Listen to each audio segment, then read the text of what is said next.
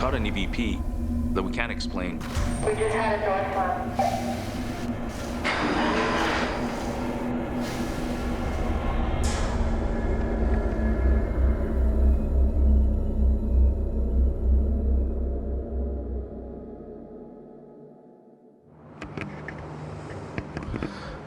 Dan alone in the gallows. EVP at 1:11 a.m.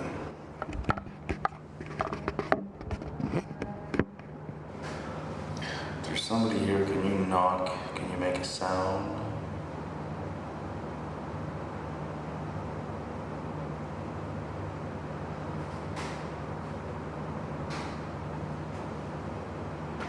Did you just hear that?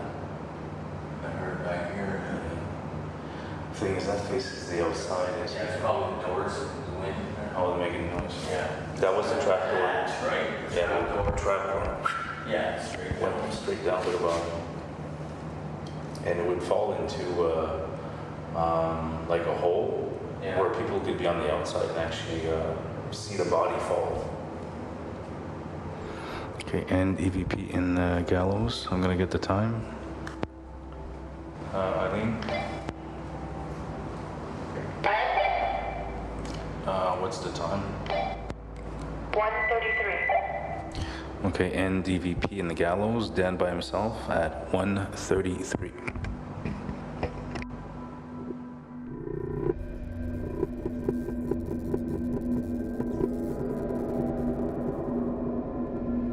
The Ottawa Jail Hostel, formerly known as the Carleton County Jail, was built in 1862. It contains some of the harshest conditions in North America. With no windows, the prisoners were shackled face down in their cells. The jail harbored men, women, and even children, ranging from accusations of murder to petty theft. Many prisoners met their demise in the confines of these walls due to sickness, violence, starvation, or execution. The jail saw 3 hangings, including the death of Patrick Whelan, the accused killer of political figure Thomas D'Arcy McGee. With no justifiable evidence, the murder was pinned on Whelan, who was displayed in front of 5,000 onlookers and hung in the gallows of the Ottawa Jail. Due to inhumane conditions, the jail was finally decommissioned in 1972, and only 6 months later, reopened as the Ottawa Jail Hostel. But that's really not a lot of time for anything that needed to settle or find peace, perhaps leave the jail before they started to flood it with tourists. Now, depending where you look online, I've seen this building listed on various types of haunted places. It's even appeared in top 10 and top 5 haunted places in the world. Staff and visitors have reported that Whelan's spirit is one of many that linger in the hostel and will appear at the end of guest beds or in his death row cell. I'm Taylor, and I'm an investigator with GHOST. Before I was a part of GHOST, I did make a stop at the jail hostel. We paid a small fee. They let us on death row, actually. Our eyes were slowly getting used to the dark. I was starting to be able to see, my hands in front of me, and I was looking at the top of the cell, and a black cloud was forming, this really dense, really big cloud. So I just watched it for a little bit, and it started to move really slowly. And for 2 minutes, it was just going back and forth, just pacing. And then it just dissipated. We couldn't see it anymore. The hostel is supposedly one of the most haunted locations in Canada. The team has spent several nights locked inside and have performed countless scientific experiments in an attempt to prove or disprove paranormal phenomena occurring at the jail. I'm the founder of GHOST. I founded GHOST back in 2010. We have a scout that actually finds locations, but once he finds the locations, he gets me in touch with the people, and then from there, I do the coordinating of the team. We're gonna try the lasers tonight, Eileen. My name's Eileen, and I am base headquarters. I joined GHOST so I could be able to actually capture the evidence. Obtaining definitive proof of the supernatural while maintaining a skeptical, scientific approach is the team's #1 priority. It's easy to say you have experiences but not be able to have the proof. And to me, that's important, to be able to show people that are skeptic or even people that believe it, but now they can validate it. Ghost investigated the hostel for the first time in April 2016.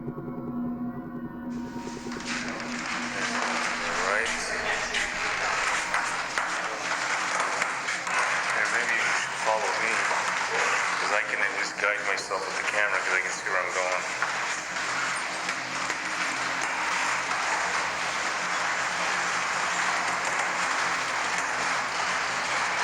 Let's just stop for a second.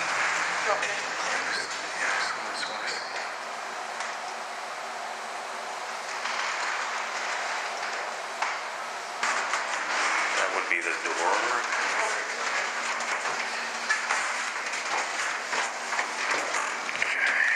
EVP here.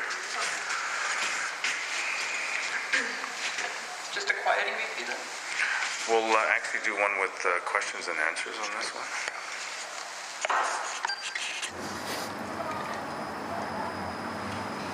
So I can hear outside noise. So you tag that to the outside noise? There's outside noise at around 12:30.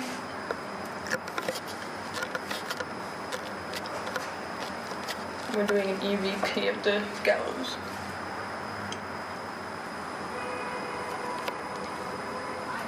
That was somebody's horn. Let's try to move up the stairs. We'll do it on the... We might get a little less contamination. Is there anything that you would like to tell us? Were you guilty or innocent?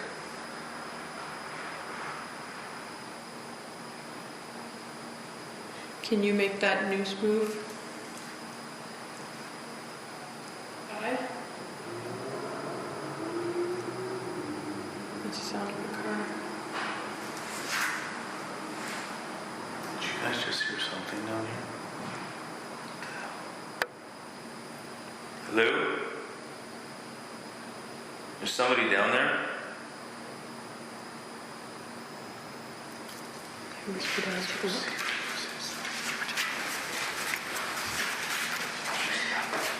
Okay, so we're heading downstairs. Anything around it might have... Sounded like It sounds like somebody's moving or walking around. it sounded like a metal chair or something. Yeah. Yeah, that's what I'm trying to see if I can move stuff around. What about the leg of those chairs? Yeah. It's pretty solid. You don't really have to move them around to make any kind of noise. We had to. Is that what you're... I heard Yeah, that. that's... Right, yeah. And that's the only one doing that, but there was nobody down there. There's definitely metal on metal. Yeah. Okay, there's that one too, yeah. The steps are loose. Heading back upstairs. Okay. We're now ending the EVP session. We just finished the investigation at the hostel. I am presently sleeping in the whaling cell to see if there's any truth to the claims of activity in the whaling cell. So anyways, this will be by experiment, I guess. So as you see, this is Whalen's cell. Patrick Whalen. This is what he would have stated. So I'm spending the rest of my night in this cell to see if the claims are true. Hopefully I don't have a quiet night. Lights out.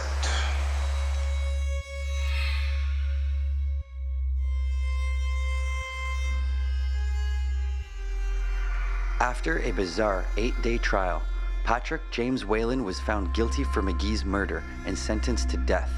And although the evidence against him was deemed circumstantial, both of his appeals to the court were denied. When he was only 29 years old, he was publicly displayed and hung to death. He swore by his innocence, right up to his execution. With his final words, Whalen declared, "I am held here as a murderer. I am here standing on the brink of my grave, and I wish to declare to you and to my God that I am innocent, that I never committed this deed." neck didn't snap. He took 4 minutes to die. He is believed to be one of the resident ghosts within the building, certainly for a good reason.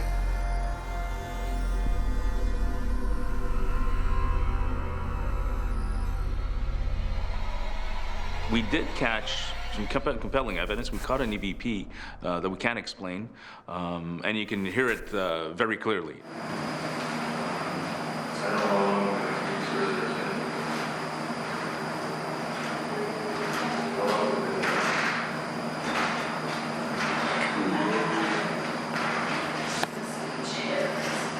I mean, there's a thing in paranormal investigating called matrixing. You can have visual matrixing or audio matrixing, where the mind will make sense of something it doesn't understand.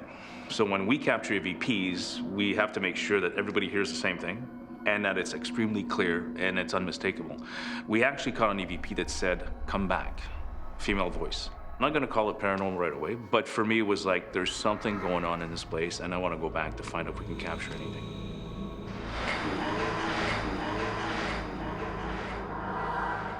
Five months later, the team returned to the hostel for a second investigation.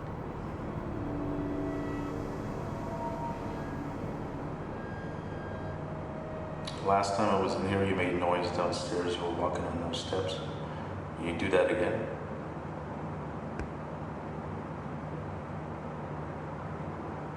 Yeah. I don't know. I'm not getting much. I mean, I don't feel much here. Yeah. Trying to see if I can get some responses and stuff, but I'm not getting anything at all.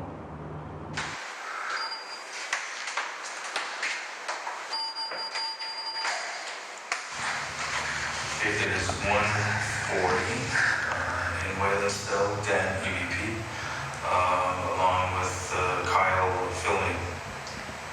At the time, we were doing what we call a revolving EVP, where we'll have different investigators in certain sections of the jail, all equipped with digital voice recorders. We'll have a silent period. Everybody will get a chance to ask 5 questions in their different locations. Who knows where a ghost is? You know, maybe it's moving around the place, so it's kind of like covering the whole area with a net of recorders, all at the same time. To the person who gave us that Class A EVP, did you say, last time we were here, did you say come back?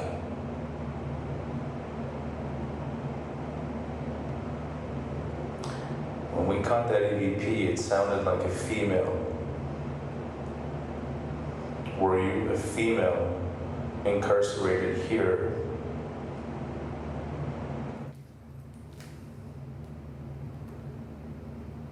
We just had a door slam. You had a what? We heard a door slam. On which side? Kind of sounded behind us. She was startled because she heard a cell door like squeak and then slam. After the fact, we looked at all the DVR cameras because we had the whole place covered with DVR cameras. Not a single door is moving. Like, not a single door moves. So where's that sound coming from? There actually were 2 door slamming sounds. There's one that sticks out in my mind, I think maybe because I was just directly there when it happened. I think I was out in the hallway of Death Row just standing with some people, and we just heard a slam, like it's a metal clink, it's very loud. And the doors in that jail are super heavy and they have no momentum really, like you can't swing them. They just, you push it and it just moves and it stops. And we're the only people on this floor, and it was definitely on the floor that we were on.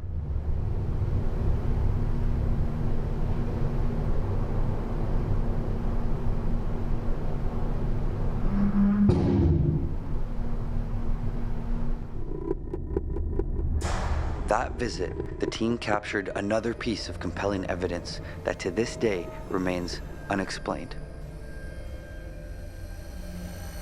I was there on both occasions when the window was opening. We all heard it because we're all at base when the window opened and closed and slammed. We heard it slam. Myself and another investigator, we ran to the other hallway.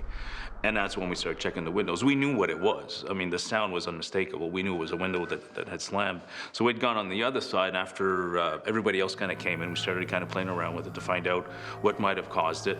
And that was the first time.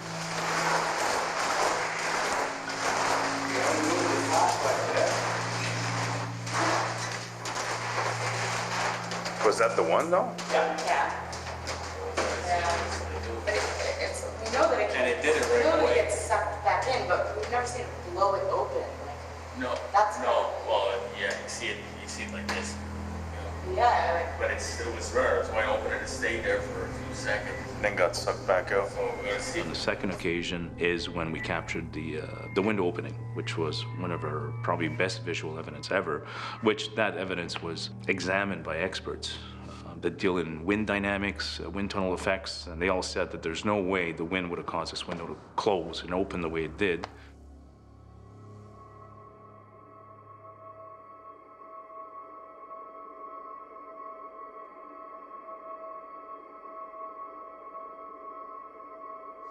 If we see nothing, Mind you, it's not exactly the best of angles to get a window.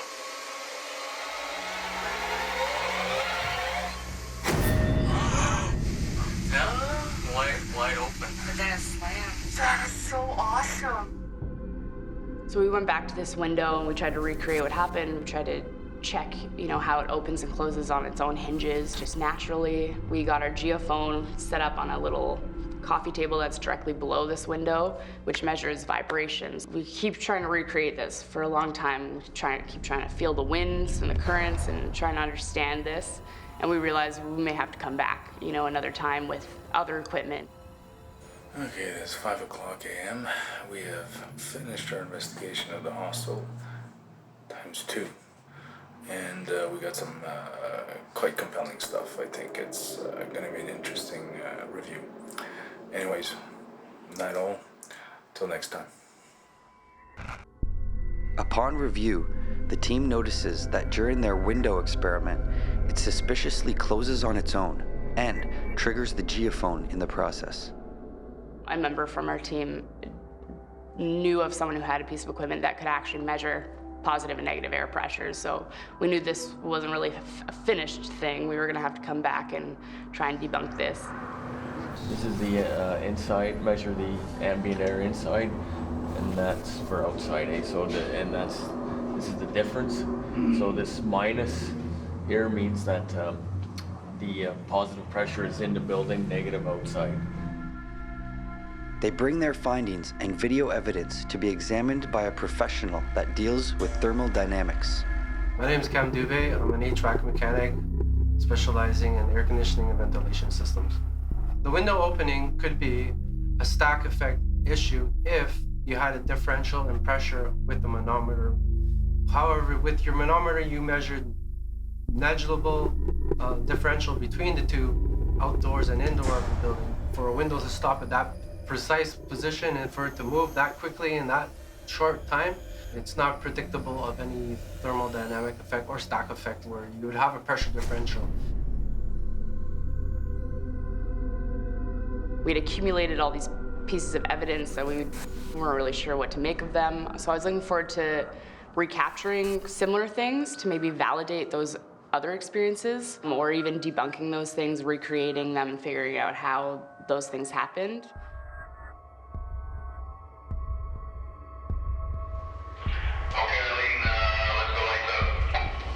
Copy that. Still unconvinced with their evidence, on March 25th, 2017, the team goes lights out for their third hostile investigation. Their main priority, death row. Then we'll take 5-minute quiet session first before you start.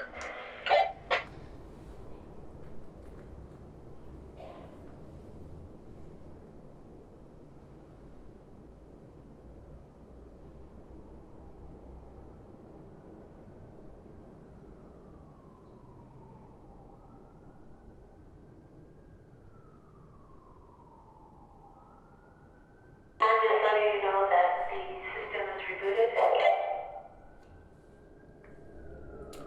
10-4. We were in the gallows when you guys were there, and I remember that door closing, and everybody heard it. We heard a cell door squeak and close, and it was unmistakable. That's what it was.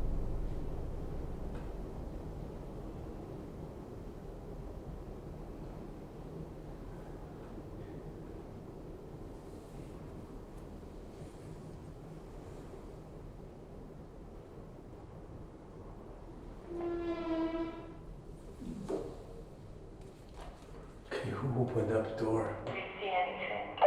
No, that was definitely a cell door opening. Yeah. That we got on the That was kind of like a man afterwards too, like kind of like making a rough noise or something. Well, we just heard a cell door open on this time, on this side. It's unmistakable.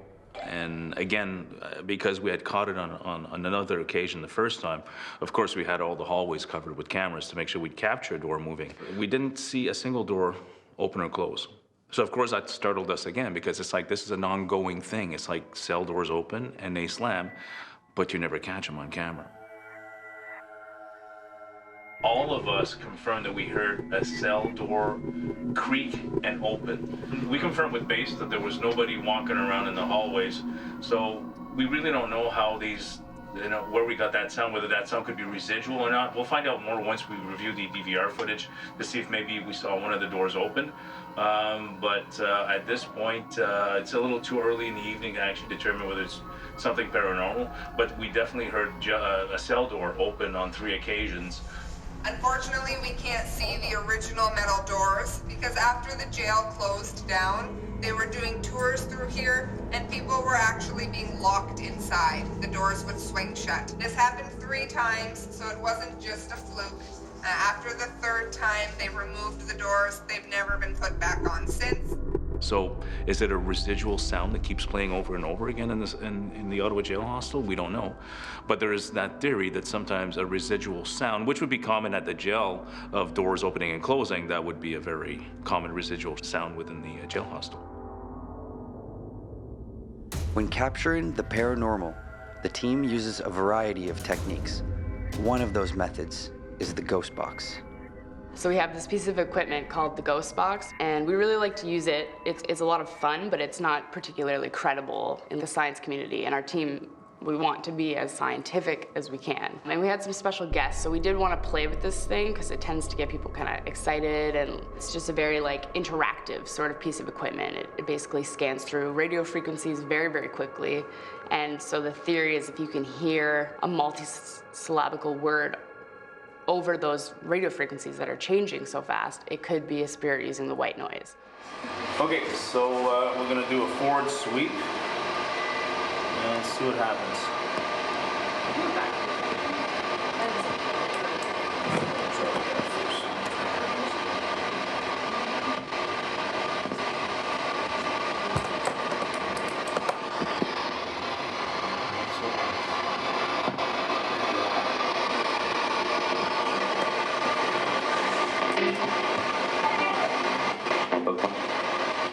We use a different technique because the ghost box is something that can be left to interpretation, to what we call matrixing, where we try to make sense of something our brain doesn't understand.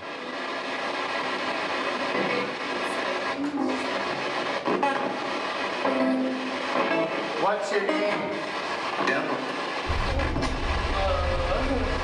Did I just hear Deveau? Yeah. So we started using noise reduction headphones, so the actual person listening to the ghost box with the headphones can't hear what the other people are asking as far as questions. At one point, Colin was wearing the noise reduction headphones, listening to the ghost box, and we're asking questions. We had asked, what's your name? Colin came up with a name. Then we had asked, how old are you? Colin came up with an age. So just sporadically ask whatever questions you want, and if Colin has an interpretation of something coming out on the spirit box, he'll speak it out, and if there's a correlation with the question, then maybe that's some sort of evidence. When's your birthday?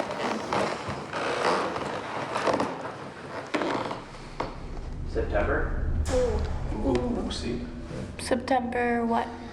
Like what number? What's the date? So Colin has these headphones on and he can't hear any of the questions that we're asking. So his subconscious can't interpret what the answers are supposed to be. There's no bias to this experiment. So we started asking questions. For the most part, for the first couple minutes, nothing really made any sense. But then it felt like we started making contact with a specific person, because all of a sudden, all of our questions were being answered very quickly, very intelligently, and relevantly. Did you say September?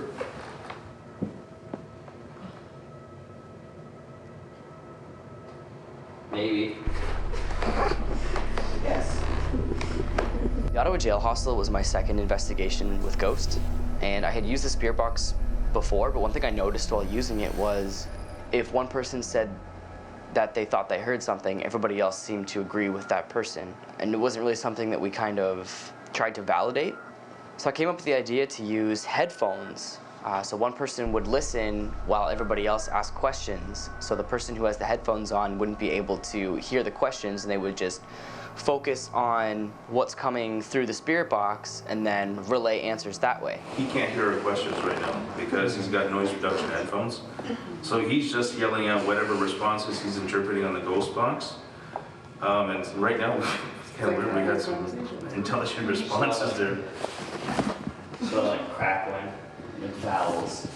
What does that sign, that red sign say?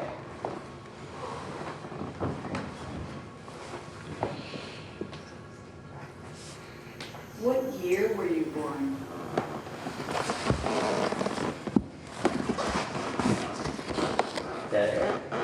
How old are you? 87. Whoa. As I was listening to the spirit box go through each station repeatedly, you kind of get lost in this trance state where your head's down and your eyes are closed because you're just focusing on what's coming out of the chaos. Sometimes you hear parts of songs from nearby radio stations, or you hear phrases or words, or at least what you think are phrases and words at the time. What is your name?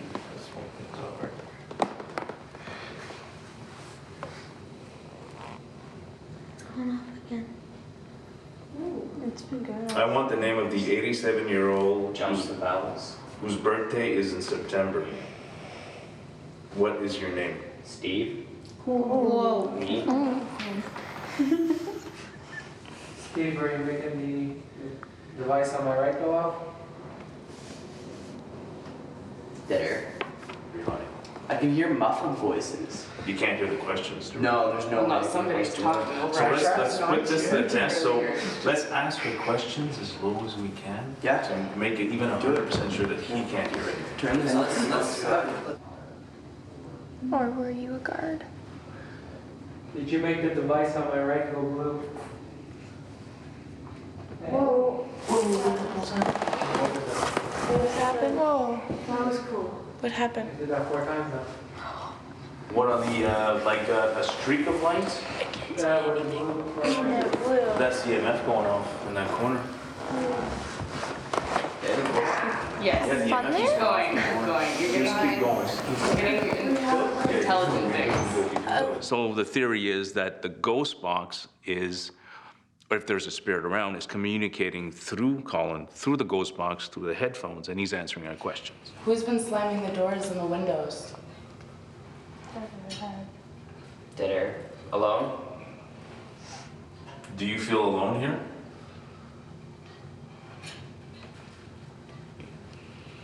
Are there other spirits with Together? We're all together. Yeah. You're together with who? Away? Away where? Who's away?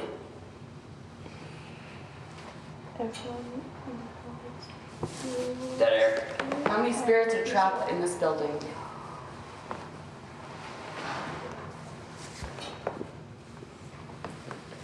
Are you still here, Steve? Maybe. Is Steve your real name? Oui. Tu parles français? Parles-tu français? It's vowels and like symbols or music or something. Do you speak French? Do you like music? For you? Do you have any children? Did you have any children? What were their names? Son? What was his name? Dead air. Only one son? What was your son? I was behind the camera at this point in the investigation. To have Colin answer these questions consistently and back to back the way that they were, it was something that none of us have ever really experienced before, and the hairs on the back of my neck were standing up almost the entire time. If Colin couldn't hear our questions, why was he answering our questions? That was very compelling that he was coming up with these answers. So we've done at least 4 nights at the Ottawa Jail Hostel on death row, and captured obviously some compelling evidence as far as we're concerned. Are we going to call the hostel haunted? We're not sure we're going to use that term yet. Paranormal? Quite possibly, because the things that we caught, we couldn't explain. The team has gathered valuable evidence spanning their multiple visits at the hostel, capturing mysterious phenomenon unable to be explained to completion, corroborating many of the location's paranormal claims, providing audio recordings of unidentified voices, mysterious slams, and video footage of a ghostly window. Whether it's the unsettled spirit of the wrongly prosecuted, inhabitants of the past looking to communicate with the present, or residual artifacts forever imprinted in the building, the Ottawa Jail Hostel is undoubtedly a hub for paranormal occurrences. However, GHOST is dedicated to providing the truth about the supernatural via scientific fact. And so, our search for definitive evidence continues.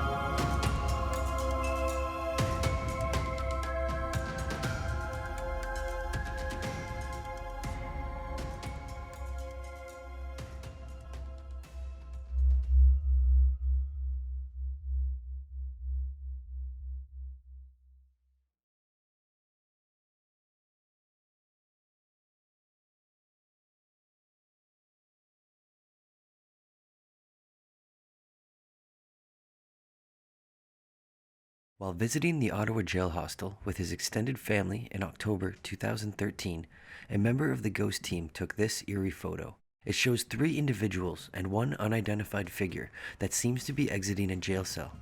Josh and all 3 of his family members claim that only 4 people were present when the picture was taken. The figure closely resembles what a prison guard from that era would have looked like and could be an apparition documented on his digital camera.